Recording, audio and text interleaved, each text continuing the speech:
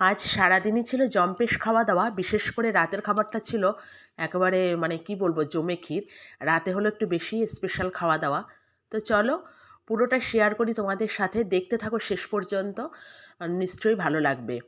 তো কেমন আছো তোমরা সবাই? আশা করি খুব খুব ভালো আছো। আমিও আছি বেশ। একটা নতুন ভিডিওতে তোমাদের সকলকে ওয়েলকাম। তো প্রথমে ক্ষমা চেয়ে নিচ্ছি আমার ভয়েসটার জন্য, বিকজ প্রচণ্ড ঠান্ডা লেগেছে।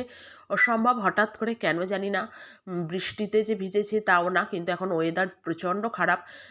এই প্রচণ্ড পরিমাণে বৃষ্টি হচ্ছে, আর গরম তো আছেই, ভ্যাপসা গরম, সেই সাথে বৃষ্টি। জানি না কেন হঠাৎ করে দেখছি নাক মুখ দিয়ে জল, মানে নাক দিয়ে জল পড়ছে, নাক বন্ধ হয়ে গিয়েছে, মাথা ভার।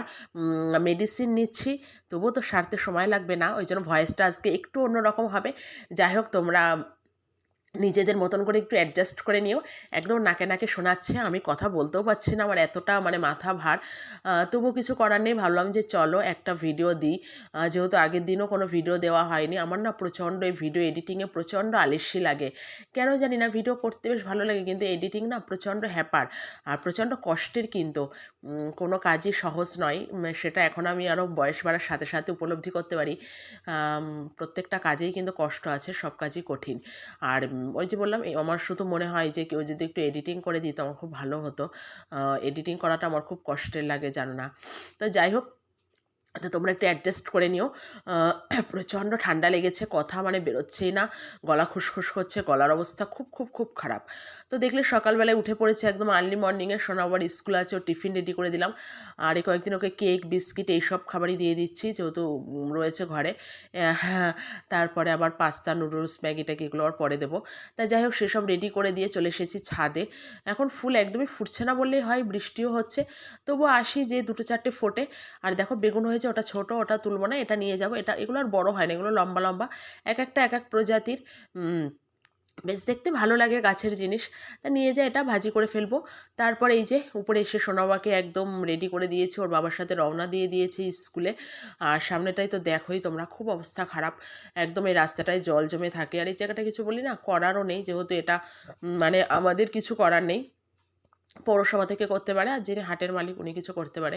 খুব অবস্থা হয় বর্ষাকালে, মানে অবস্থা খুব খারাপ হয়, জানো না, বেরোনোর। তা যাই হোক, এভাবে অ্যাডজাস্ট করে নিতে হবে আর মানিয়ে নিতে হবে সব কিছুর সাথে। আর মানিয়ে নিতে পারলে কিন্তু জীবন ভীষণ সুন্দর। বলে না, মেনে নিতে পারলে আর মানিয়ে নিতে পারলে তার থেকে সুখী আর কেউ নেই। তা সমস্ত কিছুর সাথে, সেটা যে কোনো কিছু হোক না কেন, প্রত্যেকটা জিনিসের সাথেই তুমি যদি নিজেকে অ্যাডজাস্ট করে নিতে পারো, মানিয়ে নিতে পারো, তাহলে তোমার থেকে হ্যাপি বোধ হয় আর কেউ থাকবে না পৃথিবীতে। তা মানিয়ে নেওয়াটাই বড় ব্যাপার, কিন্তু আমরা সবসময় পেরে উঠি না, হাজার চেষ্টা করেও আমরা পারি মনের বিরুদ্ধে গিয়ে, মনের সাথে লড়াই করে সব কিছুর সাথে মেনে নিতে বা সব কিছুর সাথে মানিয়ে নিতে বা সব কিছুকে মেনে নিতে পারি না, সবসময় হয়ে ওঠে না। কিন্তু মেনে নিতে পারলে জীবন ভীষণ সুন্দর, ভীষণ সুন্দর, খুব সহজ, খুব সুন্দর। এই যে অনেকে বলে না জীবন খুব কঠিন, আমার মনে হয় জীবনের থেকে মানে জীবন খুব সুন্দর, জীবনকে খুব ভালোভাবে উপলব্ধি করা যায়। আর বেঁচে থাকার মতন সুন্দর পৃথিবীতে আর কিছু নেই। তা সেটাকে নিজের মতন করে মেনে নিতে হবে, মানিয়ে নিতে হবে, অ্যাডজাস্ট করে নিতে হবে। অ্যাডজাস্ট করতে পারলে জীবনের মতন মানে সুখী জীবন আর কিছু হতে পারে না। তো যাই হোক, কথা বলতে বলতে দেখলে সোনো স্কুলেও রওনা দিয়ে দিল, তারপরে আমি পুজো পাঠও কমপ্লিট করে নিলাম। আর তোমরা সবাই ভগবান দর্শন করে নিয়েছো। ভগবান সবার ভালো করুক, সবার মঙ্গল করুক, এই প্রার্থনা ভগবানের চরণে সব সময়। দেখো সবার ভালো হবে। তারপর এখানে বেড টেডগুলো ক্লিন করে নেব, আর আমাদের প্রতিদিনের এটা কাজ শ্বশুরবাড়িতে, সব বেডগুলো ক্লিন করে নিই। আমাদের ওই বাড়িতেও নিই, কিন্তু ওই বাড়িতে হলো যাই হোক, যার যার ঘর শেষে করে নেয়, কিন্তু এখানেও তাই প্রায়, কিন্তু এখানে আর কে করবে, আমার করতে হয়। আর এখানে একটু বেশিই ঘর, অনেকগুলো বেড সব ক্লিন ক্লিন করতে হয়। তো যাই হোক, তারপরে সেটা করে নিলাম, করছিলাম, করতে করতে ভাবলাম এই বাইরের এই বেড কভারটা আজকে একটু কেচে দিই। তা সেটাই তুলে একটা নতুন কাঁচা বেড কভার মানে পেতে নিলাম, তো সেটাই নিচ্ছিলাম। আর এই কাজটাও খুলে দিই নদীর পাশে। আর আমি তো বরাবরই বলি, আমি হলো জানলা দরজা সবসময় খোলা রাখতেই বেশি ভালোবাসি। এই যে হাওয়া বাতাস আসছে না, সূর্যের আলো, এটা ভীষণ উপকার, ভীষণ দরকার, আর আমার খুব ভালো লাগে। আমি জানলা দরজা দিয়ে একদম থাকতে পারি না, জানো না। সরি, যাই হোক, তা বললাম না আজকে মানে প্রচণ্ড অবস্থা খারাপ, আমার ভয়েস দেওয়ার মতন অবস্থা নেই, তবুও দিচ্ছি। যাই হোক, আমি জানি তোমরা মানিয়ে নেবে, অ্যাডজাস্ট করে নেবে। তো তারপরে ওই জানলা দরজা খুলে রাখি, আর এই দারুণ হাওয়া আসে সুন্দর আর কি, ভালো লাগে আমার বেশ। আমি চেষ্টা করি সবসময় একদম দিনের বেলায় জানলা দরজা খুলে রাখার। তারপর এখানে রান্নাবান্নাও কমপ্লিট, এই দেখো এদিকে সমস্ত রান্নাবান্না হয়ে গিয়েছে, ভাজাভুজি, ডাল, তরকারি সেদ্ধ সবই থাকে, সেগুলো শেয়ার করিনি। আর এখানটাই হবে ইলিশ মাছের ঝোল, আর এই আলু কাঁচকলা দিয়ে পাতলা ঝোলটা না, এর ভেতরে পেঁপেও দিয়েছিলাম, দারুণ লাগে ইলিশ মাছের, জানো না, আমরা ওই বাড়িতেও খাই, আমার বাপের বাড়িতেও হয়, দারুণ লাগে, একবারে পাতলা করে একটু জিরে আর একটু কাঁচা লঙ্কা দিই, ইলিশ মাছে তো আর আদা টাদা চলে না, দিয়ে দারুণ মানে দারুণ লাগে, এই পাতলা ঝোলটা দিয়েই মানে ভাত খাওয়া হয়ে যায়, ভীষণ টেস্টি। তো আমাদের হবে ইলিশ, ছেলের হবে রুই, আর আমাদেরও বাবার হবে পনির। ভেবেছো কত রকমের লোক হলো, বলতে গেলে ৪ জন, ৪ জনও না, ৩.৫ জন লোক। তা ৩.৫ জনের কতটা আলাদা আলাদা, আর এই নিরামিষ করতে করতে না অনেক কিছু হয়ে যায় মেনুতে, জানো না।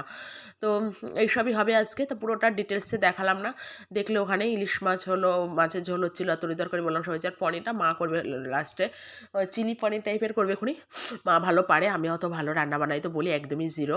তো সহজ রান্নাগুলোই বেশিরভাগ আমি করি, আর কঠিন যেগুলো সেগুলো মাই করে, আর এইগুলো আমার কাছে খুব কঠিন মনে হয়, মাছ, মাংস, পনির, এগুলো আমার কাছে খুব টাফ ব্যাপার লাগে। আমি ডাল, ভাজাভুজি, তরকারি, নিরামিষ ওইগুলোই বেশি করি। তো যাই হোক, তারপরে দুপুরে স্নানের, আজকে দুপুরের পুজো পাঠ দেখায়নি, তারপরে স্নান করে এখানে একটু বসেছিলাম, সোনাবাবাকে একটু পড়াচ্ছিলাম, ওই টাইমটা একটু পড়াই, বসে পড়ে না ও যদিও। আর এটা হলো রাতে, আজকে ওর বাবা বলে গিয়েছিল ওকে ৮টার সময় নিয়ে যাবে রেস্টুরেন্টে, আমাদের এই বাড়ির সামনে, আমার শ্বশুরবাড়ির সামনে একটা খুব ভালো রেস্টুরেন্ট হয়েছে, যারা বনগাঁ বা বনগাঁর আশেপাশে থাকো তারা চিনে থাকবে বা এসেও থাকবে, কি ক্লক টাওয়ার এবং ক্যাফে অ্যান্ড রেস্টুরেন্ট, দারুণ নাম করা, মানে বনগাঁ এটা একদম টপ রেস্টুরেন্ট বর্তমানে।